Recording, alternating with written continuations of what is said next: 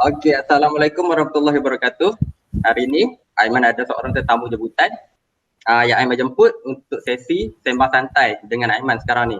Jadi saya perkenalkan, ini dia Encik Rohaizat Faznan ataupun dengan panggilan mesra yang Aiman panggil Abang Izzat. Okey, Abang Izzat, macam mana sekarang? Apa khabar? Sihat? Sihat, Alhamdulillah Aiman. So far kat SJB ni okey je. Just lalui hari-hari harian biasalah. Okey, Abang Izzat, sebagai permulaan untuk sembang santai ni, boleh tak Abang Izzat perkenalkan diri abang, sedikit latar belakang abang kepada rakan-rakan saya dan orang lain yang mungkin akan tengok video ni? Okey, boleh tak ada masalah sekejap. Okey, so nama saya Rohaizat bin Maznan. Saya berumur 25 tahun dan bidang yang saya ceburi sekarang ni expertise dalam bidang web design, iaitu and web programming juga. So untuk field website ni ada dua bahagian, iaitu front end dan juga back end dan juga full stack. So saya majoriti dalam full stack punya development field lah. Okay, so sekarang saya belajar dekat UTM, Skudai, Johor Bahru, and mengambil jurusan software engineering, computer science, and dalam saya punya degree. Okay, so saya final year juga. Experience saya bekerja, banyak juga bekerja setakat ni, and then saya bekerja part time dan juga ada kerja sebagai side project juga dalam saya punya studies, and saya juga saya berasal daripada Johor Bahru. Okey, tu.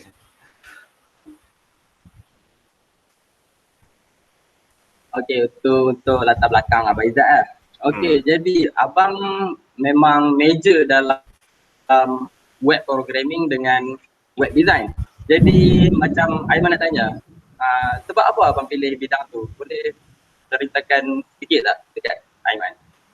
Okey, boleh. Sebenarnya saya minat dalam bidang website designing dan juga website programming ni adalah daripada kakak saya sendiri. Okay, so kakak saya sendiri pun mengambil jurusan yang sama seperti saya.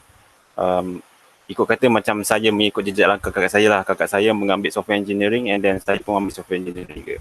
And then terdetik dalam satu belajar tu saya tersuka dengan website design and then structure algorithm dia, cara programming dia, cara dia punya coding and then dia punya language yang memang apa orang kata first love lah kan, first love. Okay, so sejak situ lah saya dah start explore macam mana nak guna website programming ni, macam mana nak execute and then nak send result to the client. And then untuk designing, the fun part is dekat designing sebenarnya. Okay, dekat designing kita boleh design kita punya website tu ikut kita punya gaya creativity. Okay, so cara kita nak expand kita punya mindset untuk creativity ni kita boleh tengok dekat website-website yang dah sedia ada sekarang ni macam behance.org ataupun Dribbble.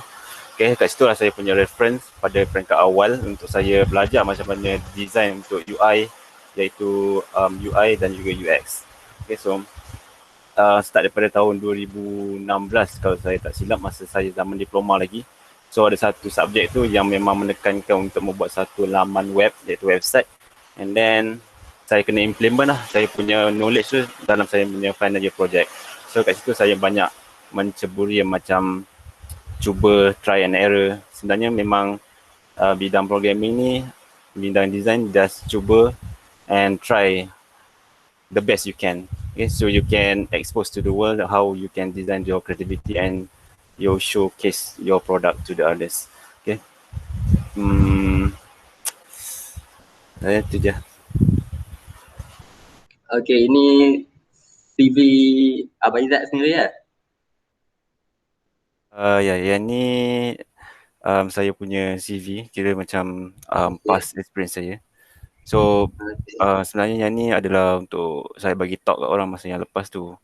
And yang ni saya terangkan tentang web development and then saya masukkan biodata saya and then baru masukkan dalam talk tu tentang website developer. Okay, so sambung. Okey, macam tadi Abang Izzat ada cakap Abang Izzat minat dengan bidang ni dari kakak Abang Izzat sendiri. Betul. Tapi macam ada tak sumber inspirasi lain macam media, abang tengok media ke, abang tengok orang lain berjaya dalam bidang ni, abang nak try? Ada tak macam tu? Sebenarnya ada seorang ni, dia developer juga. Dia muda juga lah orang dia. Dia luar negara, international. Nama dia Tech with Team kalau pernah dengar. Okay, dia dalam bidang programming memang hebat sebab dia dah pernah kerja dekat dalam company besar semacam Google and juga ada satu company tu iaitu Microsoft, tak silap. Dia Microsoft dulu and then dia masuk ke Google. Okay, so dia punya pencapaian dia tu and then dia punya penyampaian dia punya result dia memang sangat memberangsangkan. Tu yang menyebabkan dia pun salah seorang idola saya dalam bidang web programming ni dan juga programming lain. Okay, so web programming ni dikatakan banyak sangat teknologi yang ada sekarang ni, seperti macam kalau dulu kita guna teknologi macam ada Laravel, Code Igniter, PHP, and then JavaScript, HTML, CSS, and then sekarang ni teknologi yang terkini adalah menggunakan React.js, Angular, Vue.js, and then ada Golang untuk application development, and then ada juga Flutter. Okay, so memang banyak sangat teknologi yang sekarang ni dah memang worldwide orang guna. Okay, untuk teknologi yang latestnya modern. Kita lanjutkanlah. Jadi macam abang sendiri, abang ada cerita dekat CV abang ni, abang pernah bertanding dalam Malaysian website award yang saya boleh tengok sekarang ni. Ada lagi tak pengalaman-pengalaman abang yang lain yang abang tak boleh lupa sampai sekarang, macam pencapaian terbaik abang lah macam tu? Pencapaian terbaik kalau selain daripada yang saya tunjuk ni, mungkin ada satu pencapaian yang memang saya rasa yang itu personal lah untuk saya. And then yang pencapaian ni adalah macam only impress one person, yang kiranya ini kira macam moto saya lah. Okay, so saya dalam bidang design ni, kita mesti ada something yang kita nak achieve and then nak orang nampak apa yang kita design, creativity kita, apa kita punya idealisasi kita nak realizekan benda tu. Okay, so sebenarnya nak realizekan creativity kita dalam satu design website ni memang satu perkara yang complicated sebab tak semua yang akan menerima design website kita tu adalah diorang punya interest, macam diorang punya satu keinginan, bukan senang cerita bukan taste diorang lah. Orang ramai orang dekat Malaysia ni yang masih stick on the old school taste yang memang susah nak implement, iaitu orang cakap apa ni, modern way. Okay, so dekat international secara worldwide memang modern way and minimal punya design adalah satu something yang memang orang pandang yang clean design. Okay, so kalau contoh, bukan saya nak kata teruk dekat government ke apa, tapi contoh tengok dekat website government sekarang ni yang menggunakan design yang old school dan juga menggunakan all construct. Okay, so structured dia punya website tu agak old. Okay, mungkin dia punya developer tu dia tak menggunakan developer yang orang kata darah muda. Okay, dia mesti menggunakan orang-orang lama untuk develop sistem tu. Okay, contoh kalau orang muda, generasi muda sekarang ni memang dia punya idea memang saya boleh katakan interesting and also gempak. Okay, so memang macam dia macam tengok dekat student lain yang macam design. Okay, bukan I seorang yang dalam web design ni, saya ada kawan-kawan lain juga yang design. Okay, so diorang tu dari muda daripada saya dan diorang design juga memang nampak impresif dan juga diorang dapat showcasekan diorang punya produk tu dekat orang lain. Okay, bila kita tengok kat dia punya design tu, kita boleh tahu, oh, dia punya design ni minimal and dia nak tangkapkan eye catchy dia adalah untuk konten sekian-sekian. Okay, contoh untuk konten adalah untuk konten e-commerce ada, untuk konten blog ada, untuk konten portfolio ada. So kita kena categorizekan semua konten ni untuk kita go on deep. Okay. So selepas kita dah dah dah figure out apa yang kita punya kategori tu, kita boleh secara rawak kita boleh just lakar and then menggunakan requirement yang ada untuk kita buat low fidelity dan juga high fidelity mockup design. Okay, so low fidelity dengan high fidelity ni adalah mockup yang menggunakan sketch. Okay, low fidelity ada menggunakan sketch, menggunakan pensel atau menggunakan pen, menggunakan apa-apa peralatan lah yang tidak menggunakan digital. Okay, bila dah proceed ke low fidelity and then nak proceed ke high fidelity, kita menggunakan digital punya pen atau menggunakan digital punya software. Okay, macam design kita boleh guna Adobe Illustrator, Photoshop ataupun Adobe XD iaitu Adobe Experience kan. Okay, ataupun Figma, Framer, ada banyaklah medium yang boleh guna untuk kita design high fidelity ni. Okay, so daripada high fidelity ni lah kita akan jadikan dia satu web design mockup sebelum kita implementkan dia ke dalam bentuk HTML, CSS ataupun bentuk dokumen web browser yang boleh dibaca. Okay, untuk kita tunjuklah actual product tu. Right. Hasilnya tu je. Okey, tadi abang dah cerita sikit langkah-langkah macam cara nak buat web design tu.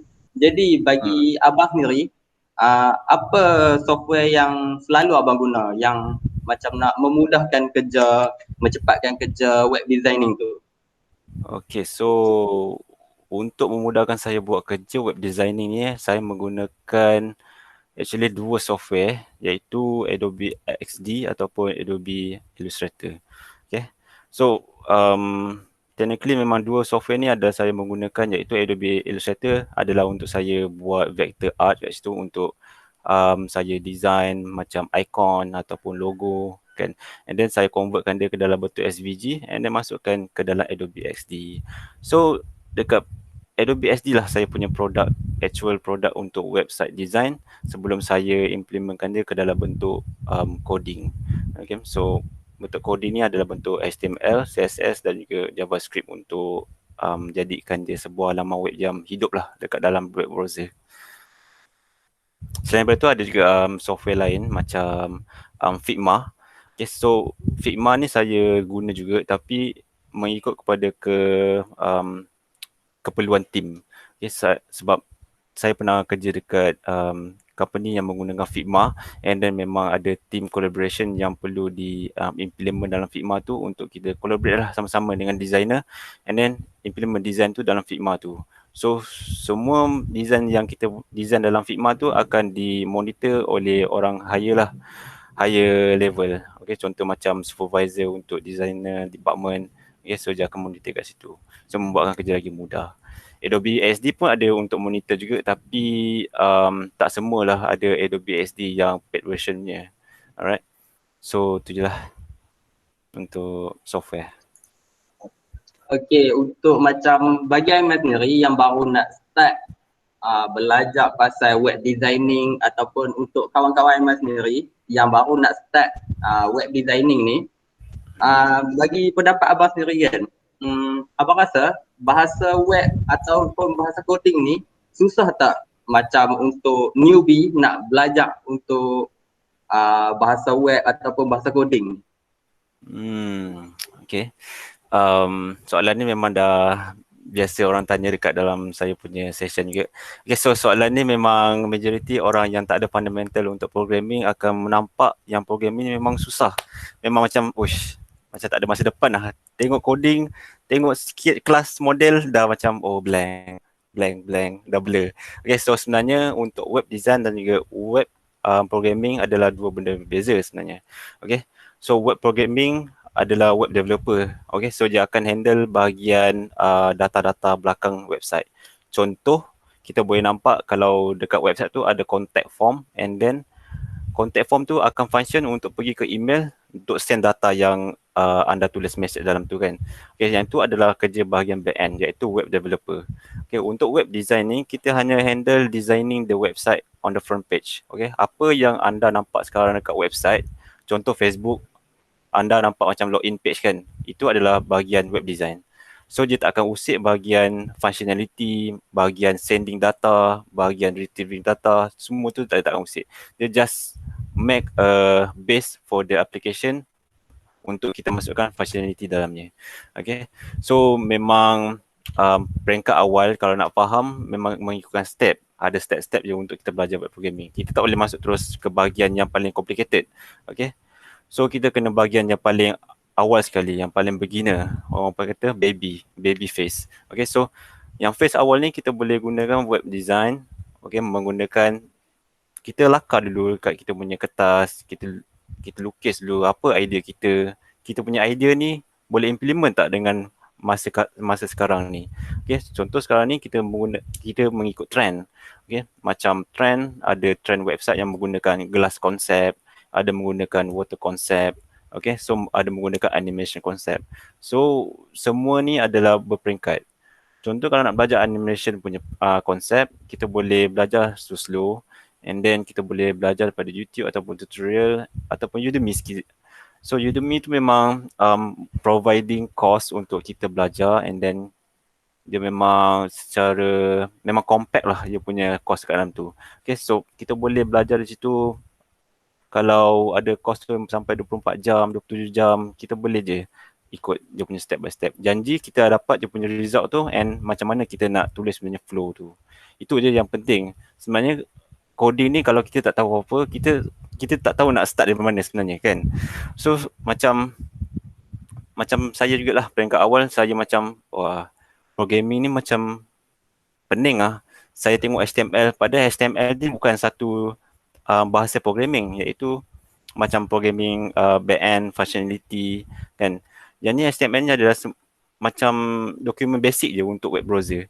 Okay, contoh kalau HTML pun tak boleh nak faham, memang agak susah untuk proceed ke bahagian-bahagian language lain yang menggunakan teknologi yang sekarang ni lah. Okay, so contoh sekarang ni teknologi yang paling bagi saya susah nak belajar adalah JavaScript, sebab JavaScript ni dia punya scalability dia sangat besar, and then kalau nak faham tu memang agak complicated sebab dia menggunakan OOP concept, iaitu Object Oriented Programming. Okay, so untuk permulaan, sebelum saya masuk web design ni, saya belajar C++. Okay, C++ ni saya bukakan saya punya minda, saya belajar kelas modeling, saya kelas nak buat variable, constraint, semua tu saya belajar daripada C++, and then saya dah ada basic tu, saya masuk ke web programming. So web programming ni dia beza je adalah segi bahasa dia, macam mana syntax tu ditulis ada berbeza. Okay, so language PHP ada language dia yang sendiri, syntax dia sendiri. So kita kena ikut dia punya argument dia. So kalau kita silap argument dia punya code tu tak function lah. Nanti kat situ ada timbulnya bug. Okay, so developer ni memang risau tentang bug ni. Seriously memang kalau kita dapat bug ni kan, ada nampak lining error dekat kita punya interface, kita dah macam condemn, betul. Kita dah macam dah rasa macam dah hilang spirit lah, dah low motivated. Okay, so memang benda tu lah kita nak kena elakkan, sebab lagi besar sistem, lagi besar kita punya modul, lagi banyak kita kena testing and error. Contoh kalau satu sistem besar, macam kita ambil sistem bank. Satu sistem bank, contoh ada bug dekat bahagian account.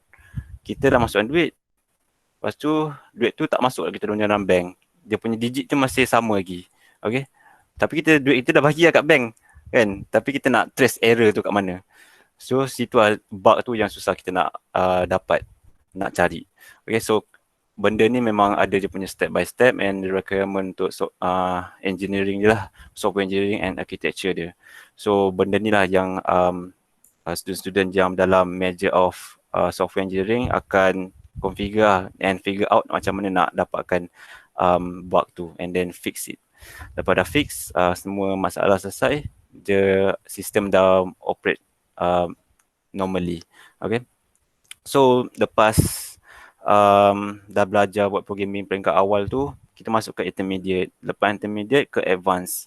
Okay, so sebenarnya tips yang saya nak bagi kat sini, saya belajar programming web yang kalau saya nak belajar baru, teknologi baru, macam yang sekarang React.js ke Vue.js, saya buat je project yang ada kat YouTube, kat Udemy. Okay, so daripada projek tu kita dapat faham macam mana flow ni, coding ni akan berjalan. Okay, so kita dah siap satu projek ni, kita dah dapatkan satu portfolio. So portfolio tu lah kita kena simpan dalam kita punya satu repository ataupun storage yang sekarang ni saya gunakan GitHub. Okay, so dalam GitHub tu saya letak saya punya coding saya, and then saya post sebagai public. So kalau ada user yang nakkan coding yang untuk website, boleh dapatkan kat GitHub. So dia memudahkan jugalah siapa yang nak study kan. So just sharing is caring, so saya tak ada masalah untuk share saya punya projek pun. Okay, so kita start daripada bawah, and then nak fasa belajar tu memang susah. Saya memang guarantee memang fasa belajar tu susah. Satu, kerajinan. Satu, consistency. And satu, you punya determine. Kalau you tak ada tiga ni, tak konsisten, tak motivated nak buat kerja, nak buat programming, nak buat satu projek tu, tak motivated, memang tak boleh lah jalan. So memang kena cari masa, ruang dan schedule your time untuk belajar untuk web programming ni. Okay, itu je.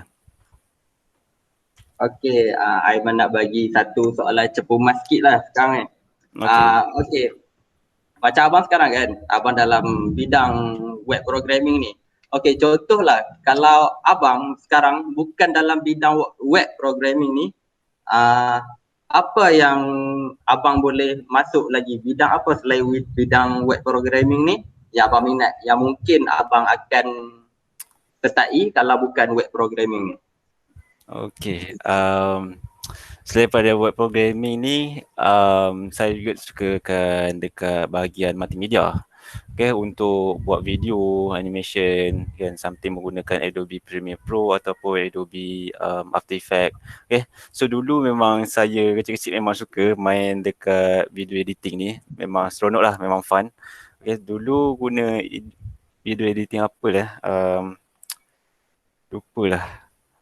Tapi Microsoft punya dia just combine and then jadi satu video. So di situ saya cuba dekat Adobe Premiere Pro pula. Dekat situlah saja macam dapat tangkap lah macam mana menggunakan dia punya komponen dia, menggunakan dia punya widget dia. So memang banyak dia punya widget dalam tu. Memang tak semualah saya tahu, tapi just the basic widget yang ada dalam Adobe Premiere tu memang bolehlah buat basic video. So kalau saya tak masuk dalam web, tak masuk dalam bidang programming ni, saya akan masuk dalam multimedia punya field lah, iaitu yang saya terangkan tadi. And then maybe photographer, ambil video, shooting video, kan, ambil gambar. Itu pun minat juga lah dalam bidang tu selain daripada programming. Okay, Aiman rasa maybe setakat ni je kot kita punya sesi sembang santai. Tapi last kali, boleh tak Aiman nak minta Abang Izzat bagi macam pesanan ataupun kata-kata semangat untuk Aiman sendiri dan untuk kawan-kawan Aiman yang lain dan orang-orang yang kat luar sana yang mungkin nak try dalam bidang yang abang ceburi sekarang ni, khususnya web programming ni, supaya kami lebih semangat dan tak putus asa pada peringkat awal untuk masuk dalam bidang ni. Okay, boleh. So saya tak buka slide ni lah. Okay, so nampak kat slide banyak cabang untuk diceburi, tapi manakah yang paling berbaloi? Okay, so untuk web programming ni, apa yang kita nak adalah kita nak build kita punya diri. Okay, so contoh kalau tak ada masalah kalau awak nak jadikan dia sebagai hobi ataupun just side project kan, boleh je. Sebenarnya web programming ni adalah satu programming yang sangat dikehendaki masa sekarang ni. Okay, kita tengok sendiri dekat bahagian website macam Facebook, macam Google, macam Microsoft. Okay, mereka menggunakan engineer macam software engineer yang specialize dalam programming ni, web programming ni, dia memang high. Okay, so memang kalau awak boleh dapatkan dia sebagai side project, and then awak boleh keluarkan quotation awak, and then awak boleh buat satu project tu memang perfect, and then dah boleh jalankan satu website. So memang worth it.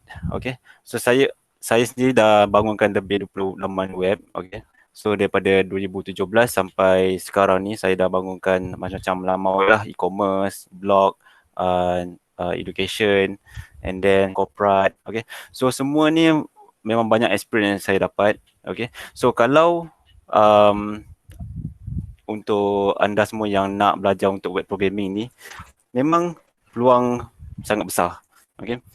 Contoh kalau sekarang ni awak dekat bahagian business, okay, awak minat dekat bahagian web programming, awak boleh je splitkan masa awak untuk bahagian business dan juga splitkan masa untuk hobi web programming. Tak ada masalah pun yang tu. Sebab memang ramai sekarang ni orang buat sebagai freelancer web programming sambil mereka ada kerja lain, kerja full time lain. Okay. So memang nampak dekat website macam Fiverr, freelancer.com, and then website freelance lain lah yang memang diorang offer diorang punya portfolio, and then diorang nak ambil job kat situ. So memang demand untuk web programming tinggi. Okay, so saya memang nak bagi satu motivation yang memang memang boleh digunakan untuk semua pelajar ataupun orang yang dah bekerja ataupun dah jadi profesor kan. Okay, so ada teknologi yang sekarang ni paling latest, iaitu Flutter menggunakan application. Dia ini bukan web dia ini apps. Okay, so apps dengan web application ada dua platform berbeza.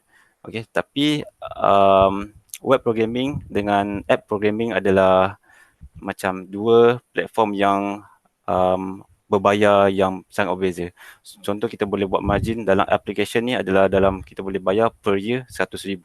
And then web programming ni adalah anggaran dalam 70,000 per year. Okay. So high paid untuk app programming ni memang orang kata gila lah. Okay. So untuk projek yang simple, application seperti macam buat to-do list ke, untuk buat buat student portal ke, yang itu makan duit sampai beratus ribu, okay, untuk satu application saja. Berbandingkan dengan website, okay, so macam website dia bermain beratus ribu ke, tapi dia bermain dengan modul. Okay, so modul lagi banyak modul, lagi high paid lah yang akan dikeluarkan oleh pihak klien. Okay, so web programming ni setiap hari dia punya programming akan update to the latest. You keep learning.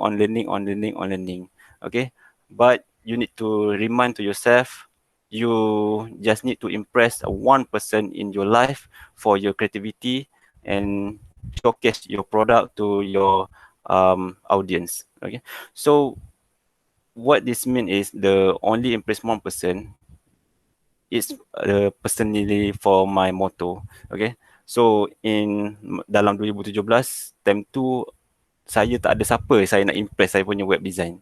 Siapa yang saya boleh impress adalah kakak saya saja. Okay, so saya impress dia, and then dia dah satisfied dengan saya punya design. Dekat situlah saya build saya punya confidence.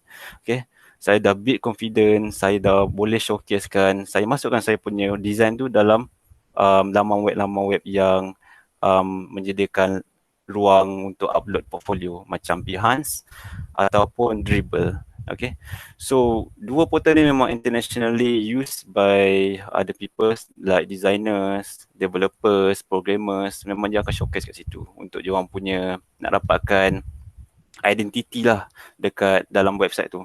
Okay, so it's not too late lah kalau nak start sekarang kan. Teknologi makin baru. You just follow the new technology and then you can just stick on the one technology. Jangan stick kat mana-mana banyak.